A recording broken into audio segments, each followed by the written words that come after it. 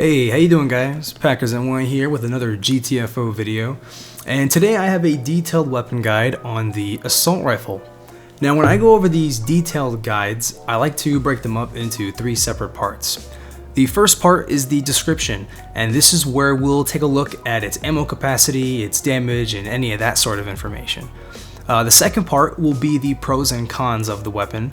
And the third part will be me actually using the weapon against the different types of enemies within the game. So let's go ahead and get started. Now, when it comes to describing the weapon, this assault rifle has a specific name just like the other guns within the game, and this one is called the Malatak LX assault rifle. However, most players are just going to refer to it as the assault rifle mainly because it is the only assault rifle in the game as of right now until they potentially add more in the future. Now, this gun is considered a primary weapon and it has a max ammo capacity of 265 rounds, and that 265 does include the magazine. Now, speaking of the magazine, each one can hold up to 30 rounds of ammo. It has medium damage and a medium rate of fire, although I personally feel that it has a high rate of fire simply comparing it to the other weapons in the game. Lastly, the range is medium, which means you don't want to waste any ammo trying to fire at enemies from a long distance. I personally recommend using this gun from short to medium distances in order to deal the most damage while conserving your ammo. So let's talk about some of the pros and cons of the assault rifle, starting with the pros. So number one on the list is that the assault rifle has decent damage in the sense of dealing with the normal strikers and shooters. This gun performs very well against the smaller enemies, especially when aiming for the head. Second, this gun has low recoil and good accuracy, which is really nice when having a fully automatic weapon. You'll have relatively no issues with having to adjust your aim.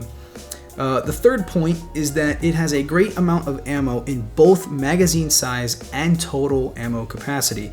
Now, this is super important when you or your team accidentally wakes up a room or when you guys have to deal with an alarm door.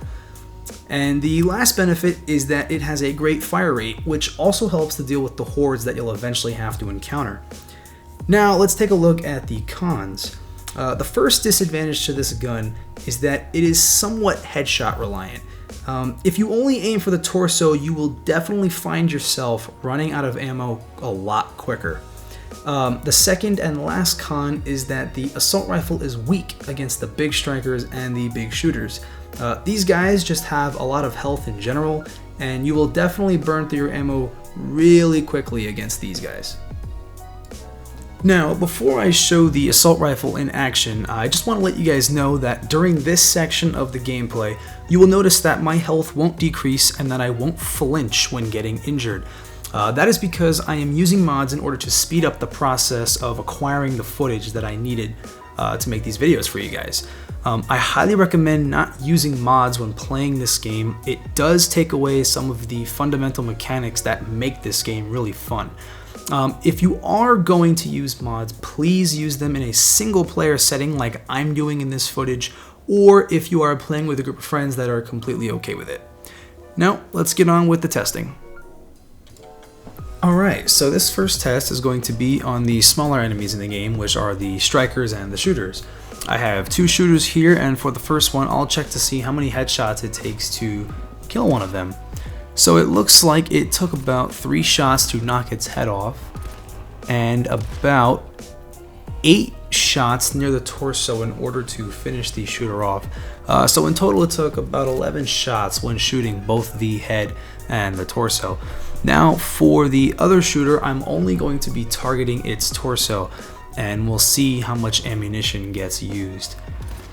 So yeah, for this test it's a little difficult to shoot these guys mainly because they move around so much. So I'm trying to burst fire as best as I possibly can without missing any bullets here. So that part took off a chunk of his leg there, and it looks like the total amount of ammunition used was 22 rounds to kill the shooter in the torso.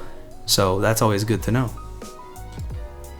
For this next test, I was able to get a big striker and a scout in the same clip. So starting with the big striker, these guys have a ton of health, and the strategy to kill them is to go for the head. But for testing purposes, I'm only aiming for the torso to show how poor the assault rifle performs against these guys. Now, I've already emptied an entire clip of ammo into this guy, and he's still up. And as you can see, I've just emptied an entire clip of ammo again into this guy, and he's still going strong. Finally, I was able to get his head to pop off, and with just a couple more bullets, I finally killed him. But that was a serious battle and a huge waste of ammo. Now it's time to test the scout. And for the scout, he has a pretty big target on its head, so I was aiming for the head in this clip here. So I'm only trying to go for the head without hitting the torso. About 4 bullets in right now, 6 bullets, and 8 bullets, and it looks like it took about 10 shots to take the head off the scout, and about another 9 shots to finally end it. So taking down the scout isn't too difficult for the assault rifle. And for the last test, I was able to get a charger all by itself. I pretty much just ran it around in circles until I was ready to start shooting. So for this test, I wanted to shoot it in the torso because that's pretty much what you're going to try and do when these things start to attack you.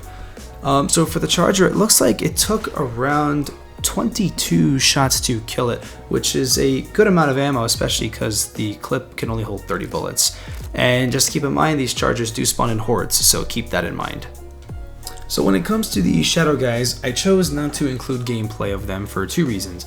The first reason is because they are invisible, and the only way to show the effectiveness of the gun is by hit markers, and those can be a little difficult to see. But mainly the second reason is because the shadow guys have the exact same health as the regular strikers and the regular shooters, so it should cost the same amount of ammunition to take them down. Alright guys, that's going to be a wrap for this video on the assault rifle. I hope this video and my other videos help you guys decide which weapons are right for you and the rundown mission you guys are doing. So stay tuned for some more of these weapon guides and in-depth videos. And as always guys, thanks for watching. This is Packers NY, and I'll see you in the next one.